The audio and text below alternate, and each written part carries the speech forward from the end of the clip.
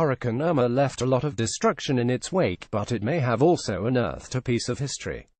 A wooden canoe that scientists say could be hundreds of years old has reportedly emerged from the bottom of the Indian River along Florida's eastern coast following last week's powerful storm, leading some to speculate that it could have once belonged to Native Americans.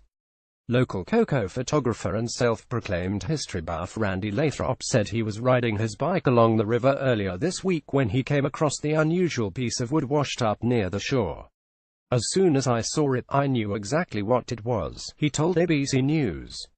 The narrow piece of wood resembles a dugout canoe, which are made of hollowed-out cypress trees and long used by Florida's Seminole Indians, among other tribes, according to the University of Florida. Though some have been found dating back to ancient times, others have been used and recreated in recent years. Universal History Archive via Getty Images. A photo taken in 1912 shows Seminole Indians in a dugout canoe on Florida's Miami River, with a truck picking up storm debris nearby. Lathrop said he quickly went to work to protect the item from being thrown out by calling the Florida Bureau of Archaeological Research, which sent an archaeologist over to examine the find on Thursday. But it will take time before more information can be gleaned about the canoe's age, with carbon dating results expected to take weeks, the Florida Division of Historical Resources reported on Facebook. It is maximum several hundred years old and minimum probably several decades old, the government office stated in a post that described the boat as 15 feet long, several hundred pounds, and with paint markings and square-cut iron nails. Sarah Revel, a spokeswoman for the office, noted the significance of the nails. Cut nails were first in production in the early 19th century, so that helps to indicate it is a historic canoe, she told ABC News. Lathrop described the paint's colors to the Pensacola News-Journal as red and white, which he noted are colors used by the Seminole tribe.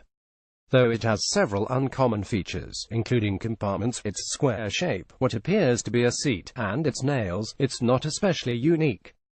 That's partially because of the high number of dugout canoes found in the state, the office said. Keystone via Getty Images. Native American Seminole chief Will Osceola balances on a dugout canoe in the 1940s while hunting frogs that had sold to hotels and restaurants. Florida has the highest concentration of archaeological dugouts in the world, with more than 400 from the state, the office said. Wooden artifacts like canoes are only preserved in constantly wet environments or constantly dry environments. Because Florida is so wet, it has an environment conducive to preservation of wood. In order to preserve the item, it has been placed back in a wet environment.